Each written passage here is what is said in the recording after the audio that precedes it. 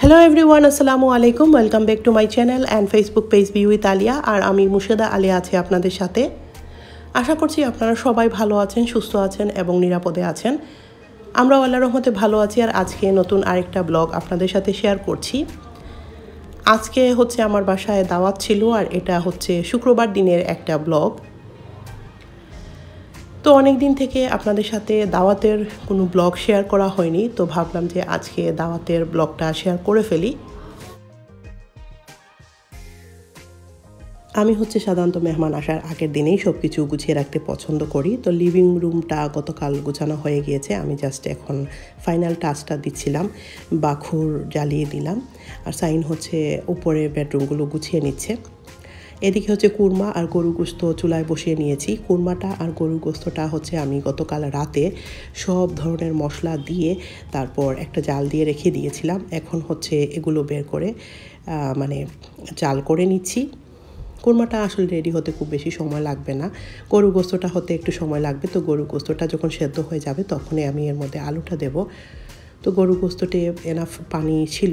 তো এখন হচ্ছে আমি সবার জন্য নাস্তাটা রেডি করে নিচ্ছি। আমার বাসায় হচ্ছে ফ্রোজেন রুটি পরোটা এগুলো থাকে, তো সেখান থেকে রুটি বের করে নিয়েছি, ডিম পোচ আর গতকালকের লেফট ওভার চিকেন কারিটা ছিল সেটা দিয়ে সবাই নাস্তা করে নেবে। বাচ্চারাও উঠে পড়েছে, কারণ মেহমানরা হচ্ছে জুম্মার নামাজের আগে আমাদের বাড়িতে আসবেন, সেই জন্য একটু তাড়াহুড়া করছিলাম। আর আজকে খিচুড়ি বা অন্য কিছু ব্রেকফাস্ট তৈরি করা ঝামেলায় গেলাম না, কারণ সময় একটা ব্যাপার আছে। তো এদিকে আমি হচ্ছে আমার জন্য ইসবগুলের ভুসিটা আগে নিয়ে নিচ্ছি। আমি ব্রেকফাস্ট শুরু করার আগে ইসবগুলের ভুসি অথবা তুকমা অথবা চিয়া সিড যে কোনো একটা নেই। তো আজকে হচ্ছে ইসবগুলের ভুসিটা দিচ্ছি, তো হালকা একটু চিনি দিয়ে দিচ্ছি। আর ইসবগুলের ভুসিটা হচ্ছে সকালে খেলে পেটটা অনেক আরাম লাগে আর কি, তো সেই জন্য আমি আগে ভুসিটা নিয়ে নিচ্ছি। তো এদিকে আমি হচ্ছে সবজিটা বসিয়ে নিচ্ছি। সবজি হচ্ছে আজকে যে রেডি পাওয়া যায়, সুপার শপগুলোতে তো আজকাল সবজি কাটা একসাথে সব কিছু একসাথে কেটে তারপর সবজিগুলো বিক্রি করে। তো সেই রকম সবজি 2 প্যাকেট নিয়ে আসা হয়েছে, তো সেটাই আজকে বসাচ্ছি। তো প্রথমে হচ্ছে পাঁচফোড়নটা দিয়েছি তেলের মধ্যে, তারপর পেঁয়াজ কুচি দিয়েছি, হলুদ আর জিরের গুঁড়ো দিচ্ছি, তেজপাতা দিচ্ছি। একদম নর্মালি যেভাবে সবজিটা রান্না করি বাসায় সেভাবেই করছি, খুব বেশি রিচ কিছুই এখানে করছি না। তো মশলাটাকে আগে নেড়ে ছেড়ে তারপর সবজিটা এর মধ্যে দিয়ে দেব আর উপর থেকে লবণটা ছড়িয়ে দেব। আর সবজিটা অনেক পাতলা পাতলা করে কাটা ছিল, মনে হচ্ছে যে অনেক তাড়াতাড়ি কিন্তু এটা রান্না হয়ে যাবে। তো আমি হচ্ছে এখানে 1 চা চামচ থেকে একটু কম রসুনের পেস্টটাও দিয়েছি আর আদার পেস্টও আমি অল্প একটু দিয়েছি। তো এখন আমি সবজিটা দিয়ে দিচ্ছি। সবজিটা কিন্তু অনেক সুন্দর ফাইন কাটা ছিল, যেহেতু বক্সের সবজি অনেক সুন্দরভাবে সব সবজিগুলো কাটা হয়েছে। দেখলাম যে সব ধরনের সবজি একটু একটু করে এর মধ্যে দিয়েছে। তো আমার কাছে মনে হলো যে বাইরে যে সব সবজি এনে কেটে কুটে রান্না করলে যে রকম হয় আর কি, এটাও মোটামুটি সেরকমই হয়েছে। তো আমি উপর থেকে লবণ দিয়ে তারপর সবজিটাকে ঢেকে রেখে দিলাম। এখন হচ্ছে আমি একটু বেরেস্তা করে নিচ্ছি, যেহেতু আমি কুরমা করেছি, কুরমার উপরে একটু বেরেস্তা না দিলে হয় না। তো একদিকে বেরেস্তা রেডি করলাম আর সেই তেলের মধ্যেই আমি হচ্ছে চিকেনটা বসিয়ে দিচ্ছি। তো আজকে চিকেনটা হচ্ছে আমি এমনিতে চিকেন ভুনা যেভাবে করা হয় সেভাবেই করছি আর কি, কারি যেটাকে বলে। আর পিসগুলো আমি রোস্টের পিসের মতো করে রেখেছি, এটা রোস্ট করি নাই, জাস্ট চিকেন ভুনার মতোই, এবং একটু মশলাটা শুকিয়ে নেব, খুব বেশি গ্রেভি এর মধ্যে রাখবো না। তো চিকেনটা দিয়ে তারপর মশলার সাথে চিকেনটাকে একটু মিক্স করে আগে হচ্ছে ঢেকে রাখবো, তারপর হচ্ছে অল্প পরিমাণ পানি দিয়ে এটাকে জাল করে নেব। আর এই চিকেনটা কিন্তু দেশি চিকেন, সেজন্য একটু সময় লাগবে আর একটু পানিও দিতে হবে। তো আমি এখন ঢাকা দিয়ে রেখে দিয়েছি। এদিকে হচ্ছে সবজিটা মোটামুটি রেডি হয়ে গিয়েছে, আমি উপর থেকে কাঁচামরিচটাও দিয়ে দিলাম। আর এখানে হচ্ছে কই মাছ ভাজি করেছিলাম, গতকাল রাতে আমি কই মাছটাও ভাজি করে রেখে দিয়েছিলাম। এখন জাস্ট গ্রেভিটা তৈরি করে মাছটা এর মধ্যে দিয়ে দিচ্ছি, ভাজা মাছটা। তো এভাবে দিয়ে তারপর উল্টে পাল্টে নেব আর একটু সময় কম আছে এটা চুলায় রেখে দিলেই কিন্তু অনেক সুন্দর একটা মাছের কারি রান্না হয়ে যাবে। তো ইনশাআল্লাহ অন্য আরেকদিন সব রেসিপিগুলো আমি শেয়ার করব। যদিও আমি এর কিছু কিছু রেসিপি আগেও অনেকবার শেয়ার করেছি আমার চ্যানেলে, আর আজকে হচ্ছে অনেক তাড়াহুড়া ছিল, সেজন্য সম্পূর্ণ রেসিপিগুলো আসলে সেভাবে শেয়ার করতে পারছি না। তো এই যে এখন আমি মাছটাকে একটু উল্টে পাল্টে দেবো, আর সাবধানে উল্টে পাল্টে নিতে হবে, না হলে মাছটা ভেঙে যেতে পারে, আর ভেঙে গেলে কিন্তু দেখার সৌন্দর্যটাই নষ্ট হয়ে যায়। আজকে আমি যে কড়াইটাতে রান্না করছি এটা হচ্ছে আমার আম্মার কড়াই, তো সেটাতে রান্না করছি। একটু পুরনো হয়ে গিয়েছে কড়াইটা, তারপরেও এটাতে রান্না করতে কিন্তু আমার ভালোই লাগে, আমি মাঝে মাঝেই এর মধ্যে রান্না করি। তো এখন আমি হচ্ছে মিষ্টি দইটা একটু পানি দিয়ে গুলিয়ে নেব কুরমাতে দেওয়ার জন্য। কুরমাতে কিন্তু টক দইও দেওয়া যায়, আর অনেকে হচ্ছে গুঁড়া দুধটাও গুলিয়ে তারপর দিয়ে থাকেন, তো আমি হচ্ছে মিষ্টি দইটাই দিয়ে দিচ্ছি।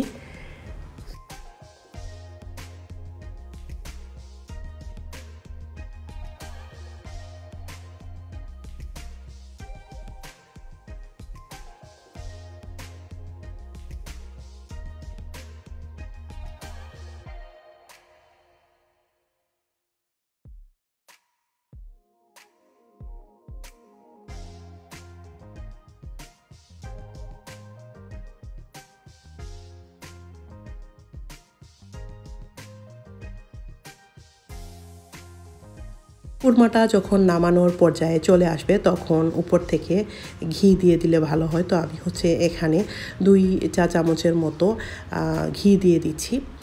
তারপর হচ্ছে উপর থেকে আমি বেরেস্তাটা দিয়ে দেবো, আর কাঁচামরিচ দিয়ে তারপর অল্প আঁচে একটু সময় রেখে এটাকে নামিয়ে দেব। আর মেহমানরা যখন খেতে বসবেন তার একটু আগে এটা গরম করে তারপর সবাইকে সার্ভ করব। তো এখন আমি এর মধ্যে বেরেস্তাটাও দিয়ে দিলাম, আর লবণটা চেখে নিলাম ঠিক আছে কিনা, কারণ আমি খুব বেশি লবণ দেই না, সবসময় আমি লবণটা একটু অল্প করে দিতে চেষ্টা করি, কারণ দেখা যায় যে লবণ বেশি হয়ে গেলে কিন্তু আর কোনো কিছু করার থাকে না। কম হলে টেস্ট করে তারপর আরেকটু দেওয়া যায়, কিন্তু বেশি হয়ে গেলে সর্বনাশ হয়ে যাবে। তো যাই হোক, এখন আমার কুরমাটা রেডি হয়ে গিয়েছে, তো এটা আমি একটু সময় জাল করছি।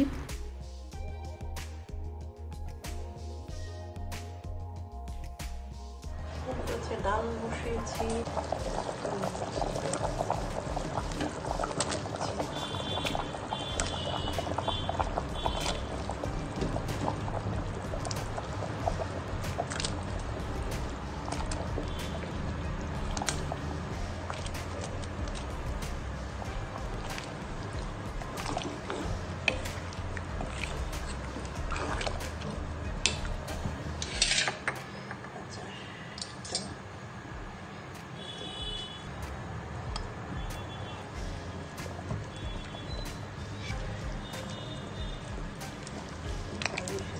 গোস্তটা সেদ্ধ হয়ে যাওয়ার পরে আমি হচ্ছে আলু দিয়েছি, আর আলুটা সিদ্ধ হয়ে যাওয়ার পরে আমি হচ্ছে শুকনো মরিচ দিয়েছি। এখন আমি নামাবার আগে কাঁচামরিচ দিচ্ছি, আর এখানে কিন্তু আমি আমের আচারটা দিয়েছি। আমের আচারটা দিলে কিন্তু এটা অন্যরকম একটা ফ্লেভার আসে। তো উপরে একটু বেরেস্তা দিয়ে দিলাম, এটা চিকেন কারি ছিল, চিকেন কারিতে। তো এখন হচ্ছে মেহমানরা অলমোস্ট চলে আসছেন, তো ভাবলাম যে আগে আচারগুলো আর লেবুটা রেডি করে নেই। তো আমি এখানে আমের আচার আর তেঁতুলের আচারটা দিয়েছি, আর আমি লেবু কাটছি, আর এর মধ্যে আপনাদের সাথে আমার সেই পুরনো কথাটা আবারও শেয়ার করছি। যদি আমার ভিডিওগুলো আপনাদের ভালো লাগে তাহলে অবশ্যই চ্যানেলটিকে সাবস্ক্রাইব করে নেবেন, পাশে থাকা বেল বাটনে প্রেস করবেন, তাহলে আমি যখন কোনো ভিডিও আপলোড করব সেটা কিন্তু আপনার নোটিফিকেশন বক্সে চলে আসবে। আর আপনারা চাইলে কিন্তু আমার ফেসবুক পেজটিও ফলো করতে পারেন, সেখানেও আমি বিভিন্ন অ্যাক্টিভিটিসগুলো শেয়ার করে থাকি। আর যারা অলরেডি সেটা করেছেন, আমার চ্যানেলটিকে সাবস্ক্রাইব করেছেন, পেজটিকে ফলো করছেন, তাদেরকে অসংখ্য অসংখ্য ধন্যবাদ। আর কমেন্টস করে কিন্তু জানাতে ভুলবেন না আমার ভিডিওগুলো আপনাদের কীরকম লাগছে। তো এদিকে হচ্ছে মেহমান চলে আসছেন, তো আমি মেহমানদের সিটিং রুমে বসিয়ে নিয়েছি, এখন ওদেরকে একটু ড্রিঙ্কস দিয়ে নিচ্ছি।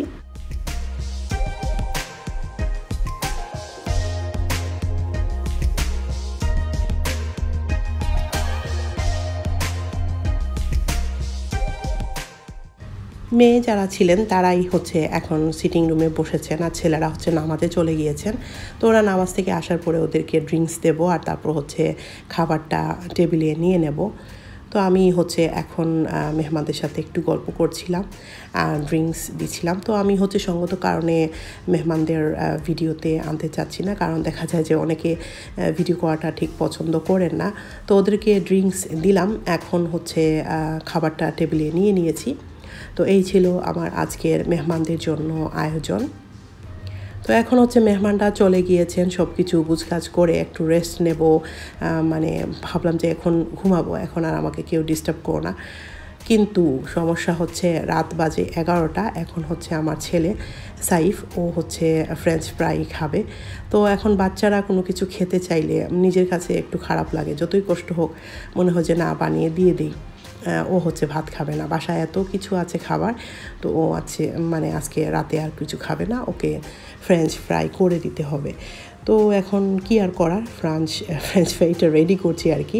আলুটা আগে কাটা ছিল, অল্প একটু সেদ্ধ করে রেখেছিলাম, এখন হচ্ছে হলুদ মরিচ আর লবণ দিয়ে মেখে নিয়েছি। গোলমরিচের গুঁড়ো অল্প একটু দেওয়া যেতে পারে। তারপর হচ্ছে এটা ভেজে নিলাম, আর এখন হচ্ছে একটু কেচাপ দিয়ে তারপর চিপসটা মানে ফ্রেঞ্চ ফ্রাইটা ওকে রেডি করে দিয়ে দিচ্ছি। তো আজকের ভিডিওটা আমি এখানে শেষ করছি, আশা করছি আপনাদের ভালো লেগেছে। আপনারা অবশ্যই কিন্তু জানাতে ভুলবেন না আমার ভিডিওগুলো আপনাদের কীরকম লাগে। তো আজকের জন্য এইটুকুই, সবাই অনেক ভালো থাকবেন, দেখা হচ্ছে নেক্সট ভিডিওতে, ততদিন পর্যন্ত সবাই ভালো থাকবেন, আল্লাহ হাফেজ।